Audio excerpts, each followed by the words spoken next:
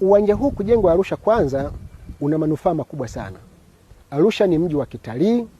Arusha ni mji ambao una hoteli nyingi ambazo zimezoea kukaribisha wageni mbalimbali kutoka mataifa tofauti tofauti.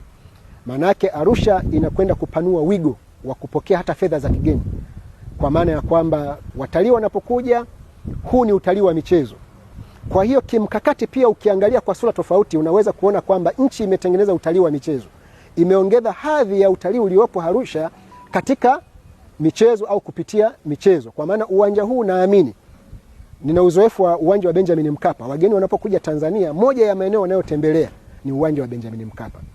Taasisi mbalimbali katika mikoa mingine wanapokuja Dar es Salaam, wanakuja Bagamoyo kutembelea maeneo mbalimbali, wanakuja Serengeti na maeneo mengine, huwa wanafika pia kule uwanja wa Benjamin Mkapa kuja kutembelea. Kwa hiyo inatoa fursa ya wigo mpana wa tuseme utalii wa michezo, kwa maana kwamba watalii wanapokuja Arusha watafika pia uwanja huu. Na uwanja huu kimsingi umejengwa kwa sura ya kitalii.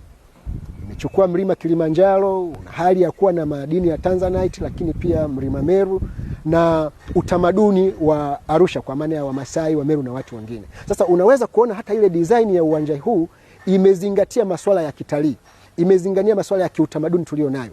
Manake ni kwamba hizo ni fursa zote ambazo nchi kwa fikra ya leo na fikra au maono ya kesho yameweza kuwekwa katika uwanja huu. Kwa manake ni kwamba uchumi utaendelea kukua zaidi, watu wa Arusha wataendelea kunufaika na fursa hizo. Nje tu ya wale wanaokuja kuangalia mbuga za wanyama na maeneo mengine, sasa watakuwa pia na fursa katika uwanja huu. Wanaotembeza watalii kule milimani, sasa utakuta kwamba watawaleta watu hapa, wataanzia hapa watakwenda huko.